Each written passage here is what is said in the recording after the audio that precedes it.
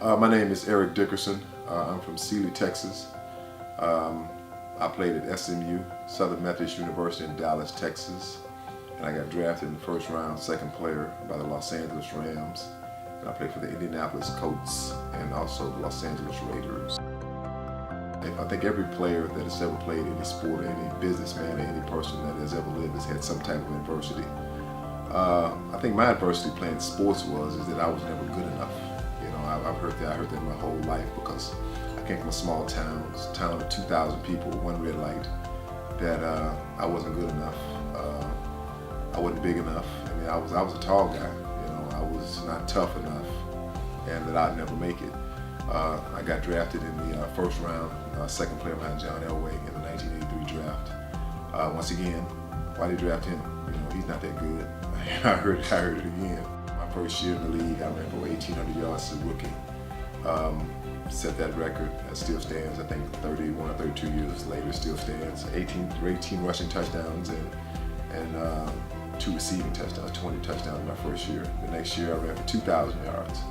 And I heard that again, you know, he can't do it again. You know, he was lucky. He got lucky that first year. And I ran for 2,000 yards. You know, I got lucky again. It's funny how people always put this tag on, you can't do it, you're not good enough. But I've always said, you know, if God has a plan, it's nothing that man can do. No matter what they say about you, how they feel about you, there's no one can change that plan. And God had a plan for my life. That's why I'm here right now. I'm sitting in my home, thank God. I was inducted to the NFL Hall of Fame in 1999. I have a beautiful family. And I'm just fortunate to be a young boy, a young country boy from Sealy, Texas, and you know, it just goes to show what you do when you believe in yourself. I mean, that's what it comes down to. You have to believe in yourself, not what other people say around you and about you.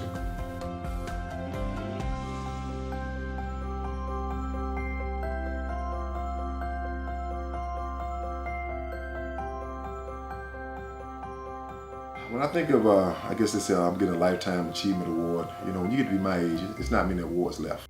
I can say honestly, for me, I think it's my giving back. I love to give back, and especially helping kids and children. That's big for me. We do a football camp down at Camp Pendleton. We skipped last year. We did 4 years in a row. We're going to do it again this year. Looking forward to the kids at Camp Pendleton because that's something they don't get. And I didn't realize this till a guy came to my friend Leroy Irving and came to him and asked him about doing a football camp for the children at Camp Pendleton. He said they don't have anything like it. You know, they never get to, you know, do anything like this. And if we could raise all the money and just put it on free for them. Well, you know, you say free. I mean, okay, that's a big step. But sure enough, you know, I've raised the money every year from people that I know, mostly all private donors. You know, never a real big company. I know some of the companies have stepped up and done things. Adidas has given us bags through my friend. I gotta say, for my friend David and Dana Pump, thank you guys very much. Gatorade has given us drinks, but I've had a lot of people step up. My friend Walter Humphrey, John Shaw from the Rams. I mean, even the Rams organization has stepped up. So even when they were in St. Louis. So my big thing is giving back and helping the youth. And another foundation I'm with is called the Young Warriors, and it's Fatherless Boys. I was fortunate enough to have a dad in my life. It wasn't my real father. It was my adopted dad. And that's all I knew as a father. And I think that a lot of young men in this life and out in the world don't have that role model in their life. And I was fortunate to have a good dad. And I always say this to the day I die. If I could be half the man my father was, I'd be a good man. And I don't think you hear that enough, you know, from your youth today about their dads and their fathers. And that's just one thing I want to give back, is help young men, you know, to know what it's like to be a father, you know, to give back. It's all about giving back, you know. When you receive a lot, much is expected. And I've received a lot, like I said, and I'm not a rich man. I'm not, but I'm a small country boy from Sealy, Texas.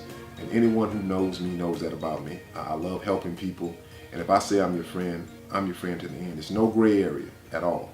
It's always black and white with me.